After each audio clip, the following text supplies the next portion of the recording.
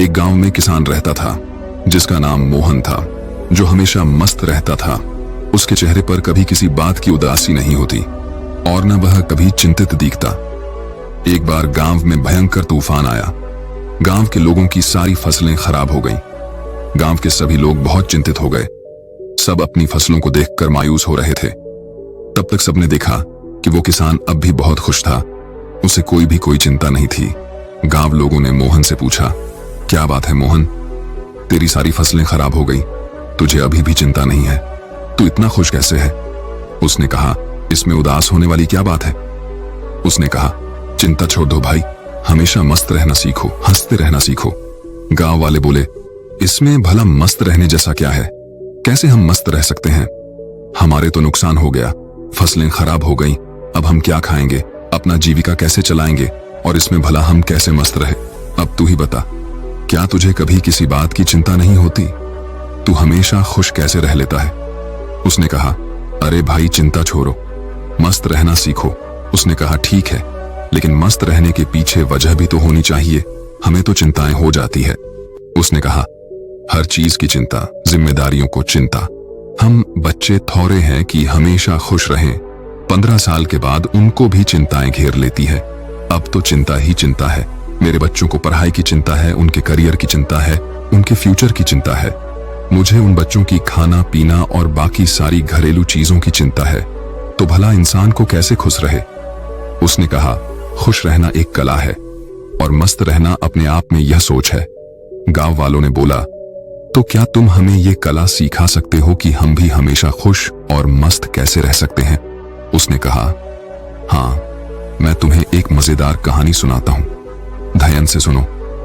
बचपन की बात है।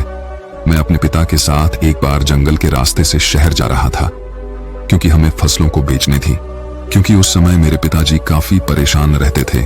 घर में बिल्कुल भी धन नहीं बचा था। अब तो फसलों को बेचना ही आखिरी हल था। जंगल जाते जाते शाम हो गई और जंगल में काफी अंधेरा हो गया। रास्ता तो दिख नहीं रहा था। उस दिन भी ऐसे ही आंधी आई थी। तब तक हमारी बैलगाड़ी का पहिया जमीन में धंस गया और हम वहीं फंस गए। पापा ने पहिया बहुत निकालने की कोशिश करी, लेकिन वो निकला ही नहीं। अंत में थक गए, हम हार गए, हमें कोई रास्ता नहीं दिखाई दिया। अब हम भूख प्यास से परेशान होने लगे और हमें डर लगने लगा। मैंने पापा से कहा, पापा मुझे बहुत डर लग रहा है। पापा ने कहा, चिंता की कोई बात नहीं, मैं तेरे साथ हूं, तू क्यों चिंता कर रहा है? लेकिन उनके कहने से मुझे कोई असर नहीं हुआ और मैं डरने लगा, क्योंकि जंगल के बहुत आवाज आ रही थी और वो जंगल बहुत ही वीरान था। पापा ने कहा, डरते नहीं है? काफी प्रयास करने बाद हमने फैसला किया कि आज रात हम यहीं बिताएंगे। सुबह जैसी होती है फिर हम बैलगाड़ी को निकालने की कोशिश करेंगे, फिर देखते हैं क्या कैसे करना है। लेकिन बात सुबह की नहीं थी। बात यह थी कि आखिर अब रात को खाएंगे क्या, क्योंकि हमारे पास जितना भोजन था हमने रास्ते में खत्म कर दिया था। हम दोनों बैठकर कुछ सोच ही रहे थे, तभी एक कुटिया दिखाई दी जिसमें से प्रकाश की रोशनी आ रही थी। पापा ने बोला, तुम यहीं पे रुककर आराम करो, मैं अभी कुछ देखता हूं, शायद कोई मदद के लिए उपाय मिल जाए। पापा फिर चले गए और मैं वहीं पे बैठ के डर के मारे रोने लगा। काफी देर बाद पापा एक महात्मा के साथ आते हुए दिखाई देते हैं। वो महात्मा बड़े ही दिव्य दिख रहे थे। फिर हम तीनों ने मिलकर जोर लगाया और बैलगाड़ी का पहिया उस गड्ढे से बाहर निकाल दिया और हमारी बैलगाड़ी बाहर निकल गई। पापा ने उस महात्मा का धन्यवाद किया और हम लोग आगे चल पड़े। उस महात्मा ने हमें कुछ खाने को भी दिया था। मैंने पापा के हाथ में एक कागज देखा। मैंने पूछा, वो क्या है? लेकिन पापा ने उसके बारे में कुछ भी नहीं बताया। अब हम आगे बढ़ चले। पापा ने बताया नहीं कि महात्मा ने हाथों में क्या दिया था। मैंने उनसे फिर पूछा कि पापा हाथ में क्या है? उन्होंने बोला, कुछ नहीं है, ये तेरे काम की चीज नहीं है। धीरे धीरे काफी समय गुजर गया और हम निकल गए। काफी वक्त गुजर जाने के बाद मैंने पापा से पूछा, पापा उस पत्र में ऐसा क्या था कि जो आप मुझे बताते नहीं हो? तब पिताजी ने कहा, जब मैं इस दुनिया में नहीं रहूं तो मेरे मरने के बाद तुम उस पर्चे को खोलना, लेकिन एक बात और याद रखना, उस पर लिखी बातों को तुम जीवन भर याद रखना और कभी भी भूलना मत। उसने कहा, ठीक है पापा। अब काफी समय गुजर गया। गांव के लोगों ने मोहन से पूछा, वो सब तो ठीक है, लेकिन हमें चिंता क्यों ना हो? हमें हमें तो चिंता होगी ना, हमारी फसलें खराब हो गई। मोहन ने कहा, क्या क्या तुम फसलों को ठीक कर सकते हो? उसने कहा, नहीं। मोहन ने पूछा, क्या तुम दिन को रात बना सकते हो? उसने कहा, नहीं। उसने पूछा, क्या तुम हवाओं को रोक सकते हो? उन्होंने कहा, नहीं। उसने फिर पूछा, क्या तुम बारिश करवा सकते हो? सबने कहा, नहीं भाई नहीं, हम कुछ नहीं करवा सकते, हम भगवान नहीं है। तो उसने कहा, जब तुम्हारे हाथ में कुछ है ही नहीं तो तुम भला चिंता करके क्या पाओगे?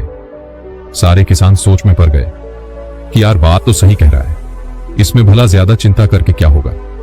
तब मोहन ने कहा, जब हमारे हाथ में कुछ है नहीं तो फिर हम चिंता कर क्या करेंगे? इसीलिए मस्त रहना सीखो और मस्त रहने की आदत डालो, तभी तुम्हारे जीवन में खुशियां आएंगी। तब सब किसान ने कहा, लेकिन उस पत्र में ऐसा क्या लिखा था? क्या तुमने पिता के जाने के बाद उसे खोलकर नहीं देखा? उसने कहा, हाँ, पिता के मरने के बाद मैं बहुत अनाथ हो गया था, कुछ भी अच्छा नहीं चल रहा था, मुझे कोई रास्ता नहीं दिख रहा था कि अब मैं क्या करूं, क्योंकि उस टाइम मेरे पास कोई रोजगार नहीं था और मुझे ये खेती काम इतने अच्छे से आता नहीं था। तभी मेरे दिमाग में आया कि उस पत्र को मैं खोलकर देखूं कि इसमें ऐसा क्या लिखा है। फिर मैंने जब उस पत्र खोला तो मेरी आंखें खुली की खुली रह गईं। सबने पूछा, ऐसा क्या था उस पर्चे में, हमें भी बताओ।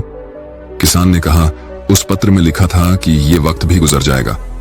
मुझे इसका मतलब समझ में नहीं आया और उसका मतलब जानने के लिए मैं उस महात्मा के पास गया तो महात्मा ने बताया, ये समय भी गुजर जाएगा।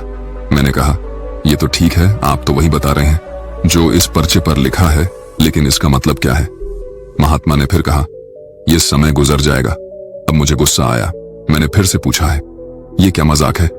मैं इसका मतलब पूछ रहा हूं और आप इस पर लिखी बातों को बार बार मुझे सुना रहे हैं।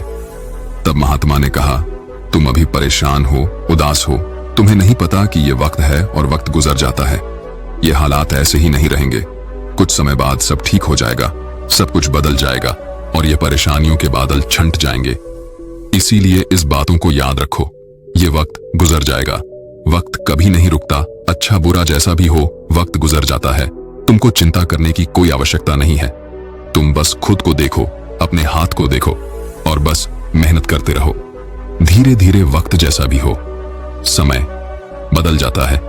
गौर से देखो, तुम्हारे हाथ में कुछ भी नहीं, तुम बेमतलब में फालतू की चिंताएं कर रहे हो, फालतू की मुश्किलों को और बड़ा बना रहे हो जो किसी भी तरह से हल नहीं होने वाली। वक्त अपने आप गुजर जाता है, इसीलिए जो तुम्हारे हाथ में है ही नहीं उससे भला चिंता करके क्या मिलने वाला है। इंसान को चाहिए कि वो सब्र रखें हर वक्त में, हर परिस्थिति में, क्योंकि जिसके पास सब्र नहीं वो कभी भी चैन से जीवन जी ही नहीं सकता। चैन से जीवन जीने के लिए इंसान के अंदर सब्र का होना जरूरी है और सब्र तभी आता है जब इंसान इस बात को याद रखेगा कि वक्त गुजर जाएगा। तब से मेरी जिंदगी बदल गई और मैं इस बातों को जीवन भर के लिए याद करके रख लिया। अब जो कुछ भी होता है मैं चिंता नहीं करता, बस मेहनत करता रहता हूं, कोशिश करता हूं चीजों को ठीक कर सको। लेकिन जो मेरे हाथ में है ही नहीं मैं उसको चिंता करके भला क्या करूं।